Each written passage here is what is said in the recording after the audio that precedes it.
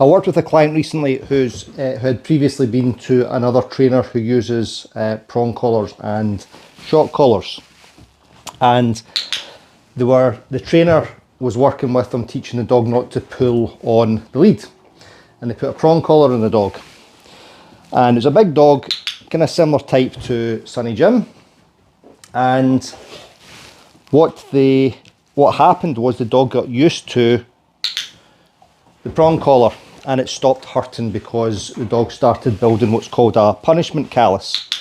So a punishment callus is when you get used to the pressure, okay, and it then stops working. Up you come. All right, now, the trainer then suggested that the client do was stick a shock collar on the dog. And her rationale for that was the shock collar would teach the dog to respect the prong collar. Okay, so the prong collar wasn't painful enough, or the dog had got used to the pain of the prong collar, and because there had been no teaching of the dog what they wanted the dog to actually do, which was walk within the boundary of the lead without pulling, the dog got used to the pain and it didn't work anymore. All done, son. Good lad. Dog got used to the pain and didn't work anymore. So stuck a shock collar on the dog for the dog to respect the prong collar.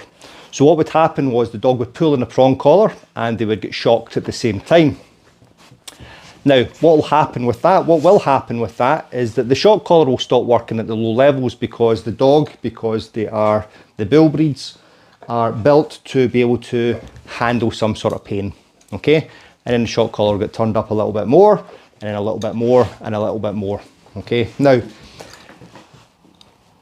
an example of that in humans is getting used to the cold. You're still subjected to the cold, you're just building a tolerance for it, okay? And this is not a great example, okay, but it gives you some sort of insight into it. I am used to the cold. I've been working outdoors since I was 19 years old, okay? I'm in my 50s now, okay? 33 years I've been working outdoors. Still don't like the cold, still get cold, just used to it. Prong collar and shock collar still hurt. We're just building up a tolerance to it. And I don't want him to build up a tolerance to any pain or discomfort which I am putting him in. I want to work out ways to train him and train this dog which doesn't use the prong collar or the shock collar, okay?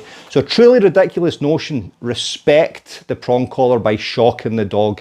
And this is the nonsense that I am trying to educate against on a daily and weekly basis.